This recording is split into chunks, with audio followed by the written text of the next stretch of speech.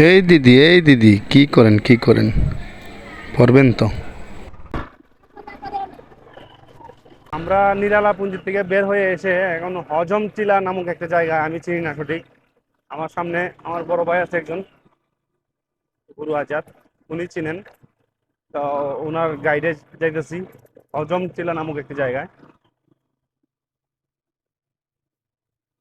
দেখা যাক, এই রাস্তা আমার কোনোদিন আসে নাই।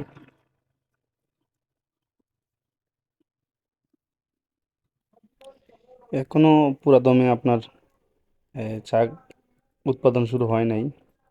এখনো অনেক জায়গায় খালি রয়ে গেছে, এখনো সবুজ হয় নাই।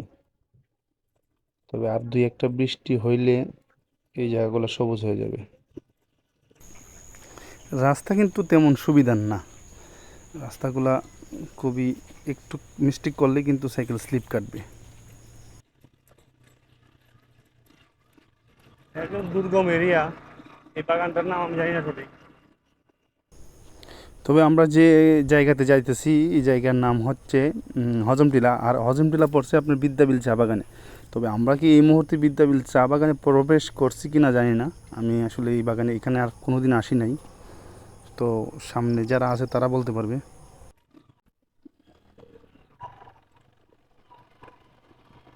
এক পাশে বাগান মরা মরা, এক পাশে অনেক সুন্দর। এর কারণ হচ্ছে আপনার কিছু কিছু জায়গাতে বেশি করে খাটা হয় আর কি শীত মৌসুমে।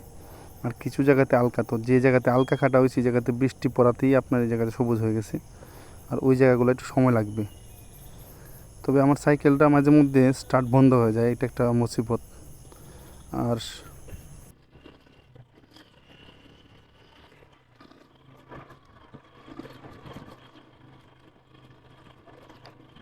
আমাদের সামনে দুইটা মোটরসাইকেল অনেক আগে গেছে,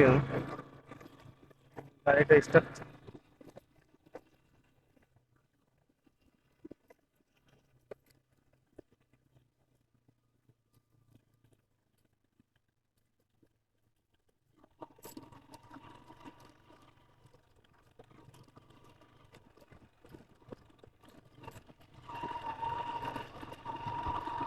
আবার ঘুরাইতেছে।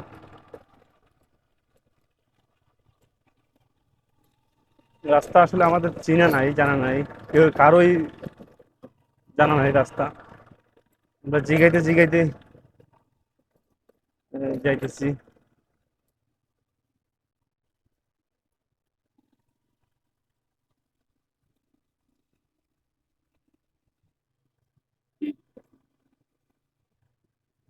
শ্রমিকরা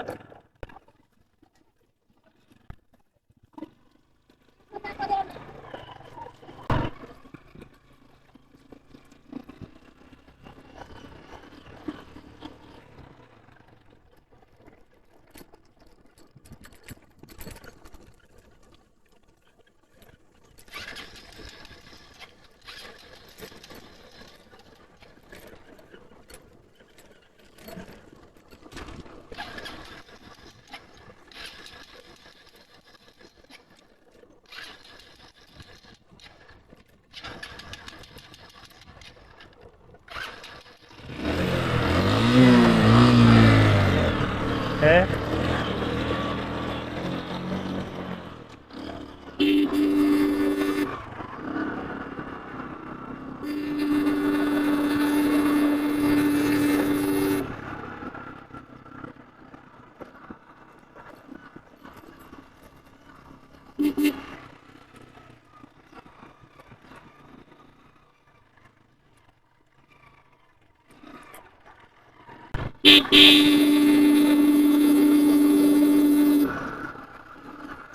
গাড়ির সমস্যা করতেছে, আয়ো।